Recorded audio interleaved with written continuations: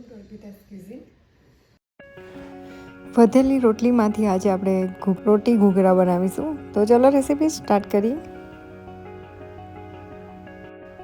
આવી જ નવી રેસીપી જોવા માટે મારી ચેનલને સબસ્ક્રાઈબ કરી લેજો અને બાજુમાં રહેલા બેલ આઇકોનને પ્રેસ કરી લેજો એટલે રેસીપીનું નોટિફિકેશન તમને જલ્દીથી મળી જાય.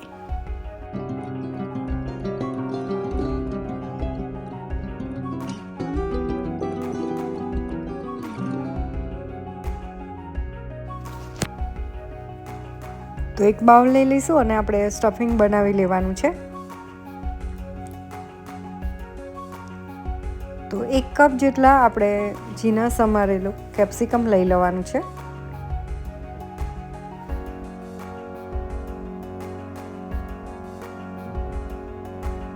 એક કપ જેટલી ઝીણી સમારેલી ડુંગળી લઈ લઈશું. થોડી કોથમીર એડ કરીશું.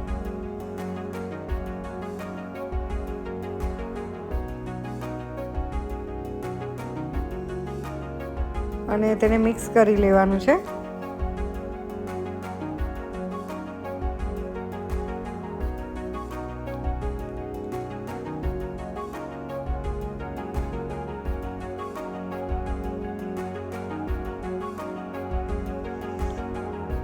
એક ચમચી જેટલો કાળા મરીનો પાવડર એડ કરીશું. થોડું મીઠું એડ કરી દઈશું અને તેને મિક્સ કરી લેવાનું છે. હવે થોડું ચીઝ એડ કરીશું અને તેને મિક્સ કરી લઈશું. તો ચીઝ તમે તમારા ટેસ્ટ પ્રમાણે વધારે ઓછી લઈ શકો છો. તો આપણો સ્ટફિંગનો મસાલો રેડી છે. તો આ વધેલી આપણે રોટલી લીધી છે. તો આ રીતને આપણે 3 રોટલી લેવાની છે.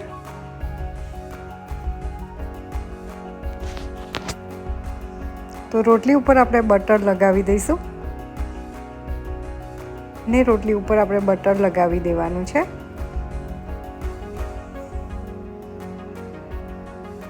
તેની ઉપર ગ્રીન ચટણી લગાવી દઈશું.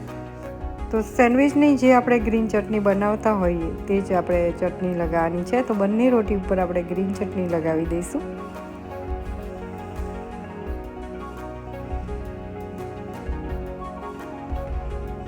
હવે તેમાં જે સ્ટફિંગ આપણે બનાવી છે તે સ્ટફિંગ ઉપર એડ કરી દઈશું અને તેની ઉપર રોટી મૂકી દઈશું.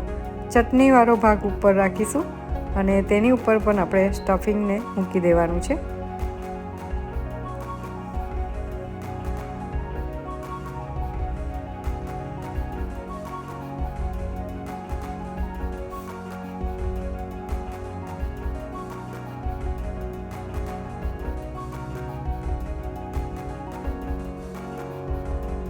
તો તેની ઉપર આપણે ચીઝ થોડું છીની લઈશું. તો ચીઝ તમે તમારા ટેસ્ટ પ્રમાણે વધારે ઓછી લઈ શકો છો. હવે તેની ઉપર બીજી જે ત્રીજી રોટી હતી તે મૂકી દઈશું અને આ રીતે દબાવી દઈશું. તો રોટલીને આપણે શેકી લેવાની છે. તો એક પેન લઈ લઈશું. પેનને રાખી દઈશું અને તેમાં બટર એડ કરીશું. બટર ના હોય તો ઘી લઈ શકો છો. અને રોટી આપણી સ્ટફિંગવાળી છે તેને અંદર મૂકી દઈશું અને બંને સાઈડથી એકદમ સરસ ક્રિસ્પી થઈ જાય ત્યાં સુધી તેને આપણે શેકી લેવાની છે. તો આ રીતે વધી જતી હોય રોટલી તેનાથી તમે અલગ અલગ સ્ટફિંગ બનાવીને ખૂબ જ ટેસ્ટી એવી વાનગી બનાવી શકો છો. તો આ મસાલાના જગ્યાએ તમે પનીરનો મસાલો યા તો બટેટાનો મસાલો પણ એડ કરી શકો છો. તો રોટીને આપણે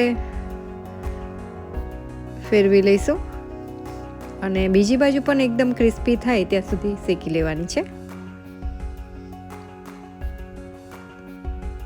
તો હવે બંને બાજુ એકદમ સરસ એવી ક્રિસ્પી થઈ જાય ત્યાં સુધી તેને શેકી લઈશું.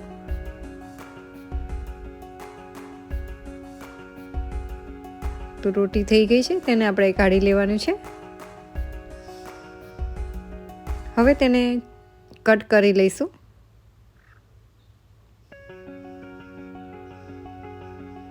તો આ રીતે તમે સેન્ડવિચ બનાવશો તો બ્રેડને ભૂલી જશો અને વારંવાર રોટી વધારે બનાવવાનું મન થશે અને આ રીતની સેન્ડવિચ ખૂબ જ ટેસ્ટી લાગે છે.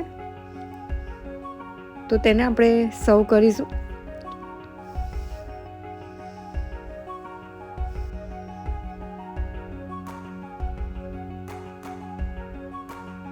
ઉપરથી આપણે થોડું ચીઝ સ્પ્રિંકલ કરી લઈશું.